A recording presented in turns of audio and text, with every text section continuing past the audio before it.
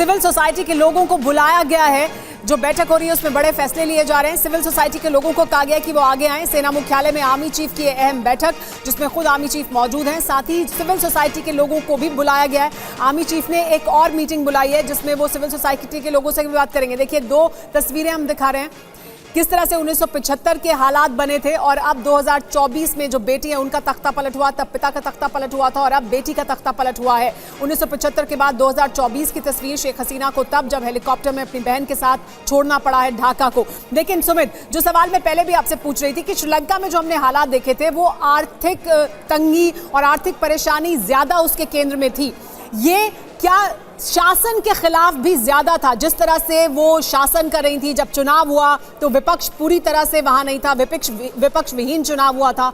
जो autocratic rule जिसका इल्जाम बांग्लादेश के लोग उन पर लगा रहे थे या बांग्लादेश की जो ऑपोजिशन की पार्टीज है उन पर लगा रही थी, क्या उसके खिलाफ भी ये प्रदर्शन है और इस वजह से इतना उग्र होता चला गया? देखिए, बिल्कुल, अगर सुमेरा आप देखें कि 2009 से लगातार प्रधानमंत्री थी। सबसे खास बात यह कि लगातार उनका जो पैड थी या फिर जो उनका जो पॉपुलैरिटी बहुत ज़्यादा थी। लेकिन 2018 के बाद से लगातार जब से ये मूवमेंट स्टार्ट हुआ, तब से लगातार जब इसका प्रोटेस्ट स्टार्ट हुआ, तब से लेकर अब तक करीबन 4-5 साल में उनकी सिचुएशन को, उनकी इमेज को बहुत ज़्यादा नुकसान पहुंचा। आपको याद होगा कि अभी हाल में जब इस पर आपको रोकना चाहूंगी, सीनियर जर्नलिस्ट गौतम लहरी सर ही हमारे साथ हैं। और लहरी सर, 1975 के साथ साथ आज की तस्वीर हम दिखा रहे हैं, आप ज्यादा बेहतर समझा पाएंगे बांग्लादेश के उस हालात को देखते हुए, क्योंकि 1975 में पिता और 2024 में बेटी के तख्ता पलट की इस तस्वीर के बीच सबसे बड़ी चुनौती कि आप सेना के सामने है हालात को कंट्रोल करना, ये कैसे संभव हो पाएगा सर?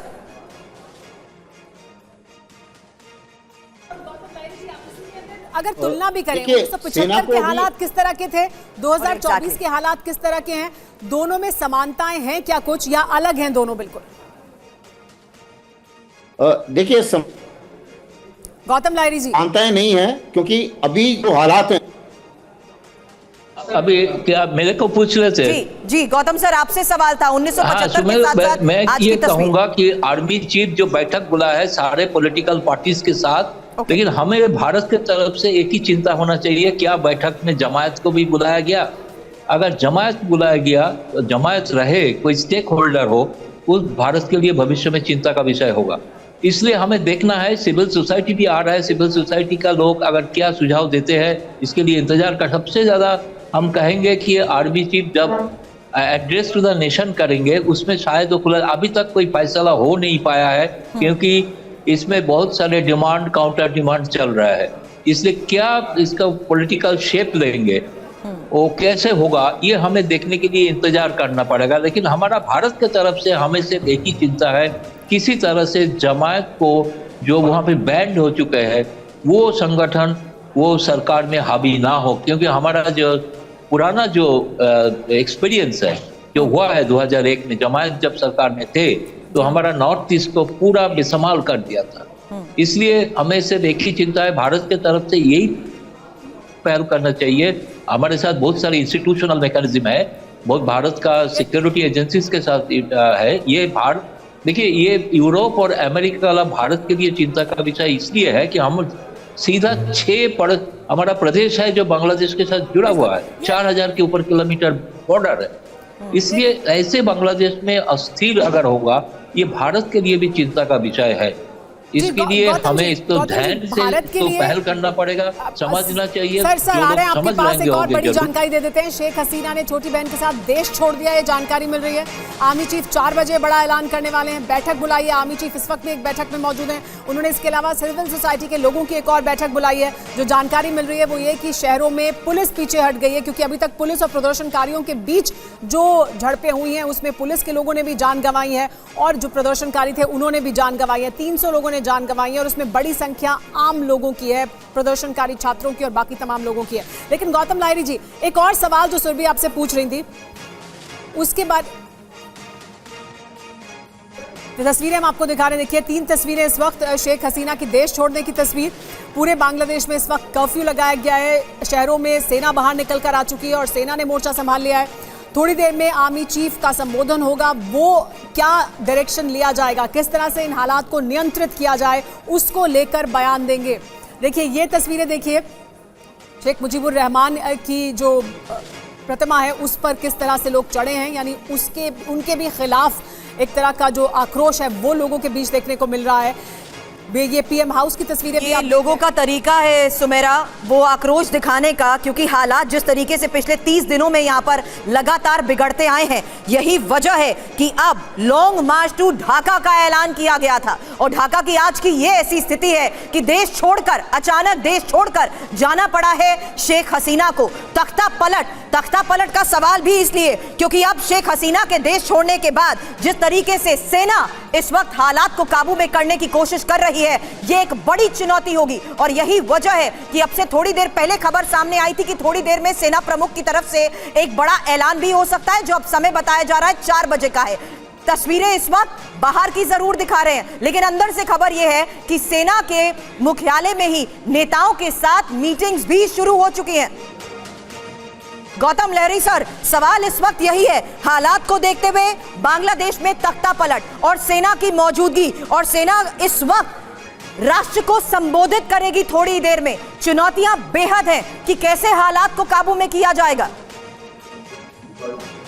देखिए, अभी जो स्थिति है, एकमात्र मुझे भी लग रहा है कि सेना ही एकमात्र है जो संभाल सकते हैं स्थिति, क्योंकि बांग्लादेश का जो वर्तमान सेना प्रमुख है, आपने पहले ही बताया, वो शेख हसीना का बहुत करीबी थे।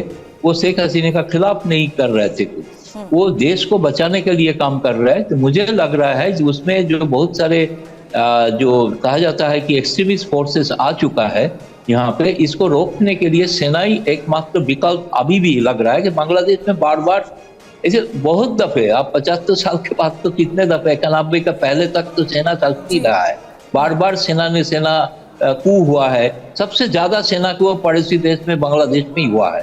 तो ये आज जो हो रहा है, मुझे लग रहा है ये कंसल्टेशन के साथ हो रहा है। इसको आप कू नहीं, मिलिट्री कू नहीं बोल सकते। मिलिट्री अभी पावर देने का कोशिश अभी भी लिया नहीं है। क्या करेंगे, विकल्प सरकार बनाएंगे, नहीं, ये फैसला हुआ नहीं। ये फैसला के लिए आर्मी चीफ जब भाषण देंगे तभी क्लियर होगा कि आर्मी का ही सरकार होगा, क्या आर्मी का सपोर्टेड कोई सरकार होगा।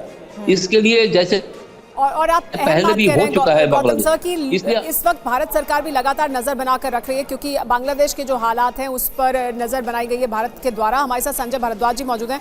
संजय जी, आप इसमें कुछ और बात कहना चाह रहे हैं, इसमें कुछ और ऐड ऑन करना चाह रहे हैं, लेकिन जो हालात बने हुए हैं उसमें आर्मी भी इस वक्त, सेना भी इस वक्त बहुत संभल कर कदम आगे बढ़ा रही है। जो हम जानकारी सुन रहे हैं कि पुलिस पीछे हट गई है, क्योंकि पुलिस और प्रदर्शनकारी अभी तक आमने सामने थे, तो पुलिस को अपनी सुरक्षा को भी सुनिश्चित करना है, वो पीछे हटी है, सेना सामने आई है। तो सेना पर क्या लोगों का भरोसा है?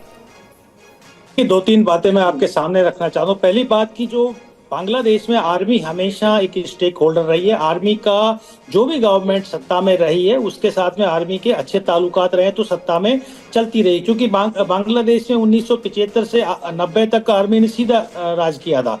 अब चूंकि हालात ऐसे हो गए थे कि जिसको जो रूलिंग अवामी लीग थी वो उसको टैकल नहीं कर पाई, और हालात बिगड़ते हुए चूंकि पिछले 15 साल से अवामी लीग के आर्मी से भी अच्छे संबंध रहे और बाकी जो इंस्टीट्यूशन है उनसे भी बेहतर संबंध रहे हैं। लेकिन जो मिस हैंडलिंग हुई है इस पूरे इश्यू में, वो जो पॉलिटिशियंस हैं, जो सबॉर्डिनेट्स हैं शेख हसीना के और पुलिस दोनों ने मिस हैंडलिंग की, और पुलिस को एक तरीके से कल्प्रिट माना जा रहा है कि सरकार के इशारे पे लोगों की हत्या कर दी, लोगों को मार दिया गया। तो पुलिस निश्चित रूप से पहला टारगेट है अवामी लीग लीडर्स और शेख हसीना के बाद में, तो निश्चित रूप से पुलिस को वापस कर दिया गया। अब सवाल है कि आर्मी क्या करेगी। मुझे 2-3 संभावनाएं लग रही है। पहली संभावना लग रही है कि army back care taker government को फ्लॉट करेगी। वो नेशनल गवर्नमेंट भी हो सकती है, वो न्यूट्रल केयर टेकर गवर्नमेंट भी हो सकती है। नेशनल गवर्नमेंट में हो सकता है कि दूसरे पॉलिटिकल पार्टीज के स्टेक होल्डर्स को उसमें लिया जा सकता है। दूसरी बात की, जो लॉ एंड ऑर्डर का है, जो मुझे 4 बजे लगता है जो अनाउंस करेंगी, वो लॉ एंड ऑर्डर का एक इश्यू अभी बांग्लादेश में और आर्मी के सामने। जब आर्मी डिप्लॉय हो जाएगी, जिस दिन आर्मी डिप्लॉय हो जाएगी, लॉ एंड ऑर्डर की सिचुएशन खत्म हो जाएगी, कुछ समय के लिए आर्मी बांग्लादेश में रूल करेगी, और रूल करेगी का जो कंड्यूसिव एनवायरनमेंट होगा तब वो डेमोक्रेसी इलेक्शंस की बात देखेगी। लेकिन आज जो शेख हसीना की पॉलिसीज रही है उनसे कोई डिफर नहीं करती है।